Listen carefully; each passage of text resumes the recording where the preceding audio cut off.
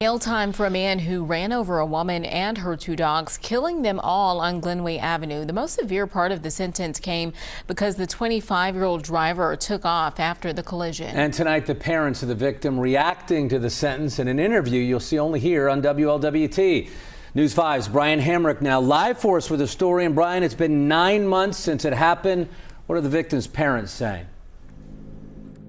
Well, they say it has been devastating in a way that is hard to comprehend. But despite that, their reaction to the sentence is one you might not expect to hear.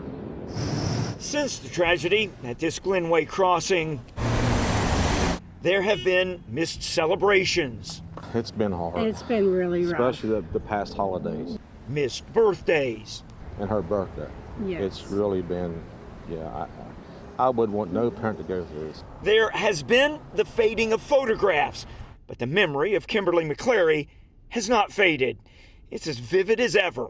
She was such a kind-hearted person. She just loved everybody and would do anything for anybody. Her parents, Deborah and Neil Howe. Even him, if the roles were reversed, she would have stopped and helped him. She would have stayed there.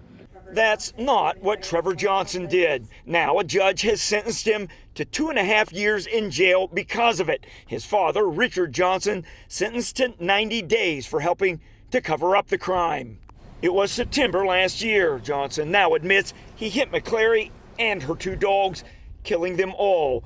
Then he took off. McCleary's parents with a reaction to it all you might not expect.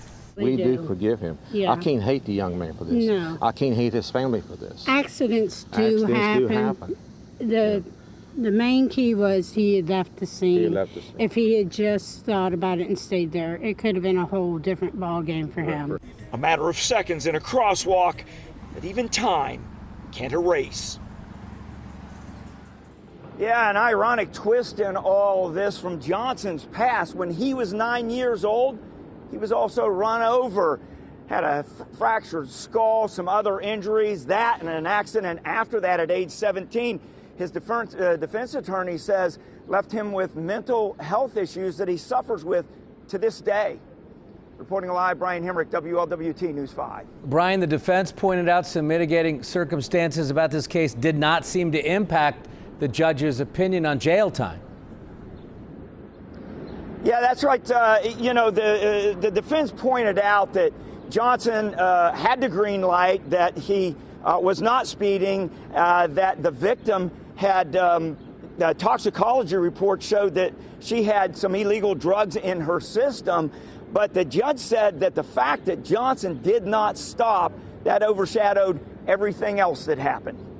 All right, Brian Hamrick live for us tonight. Brian, thanks so much.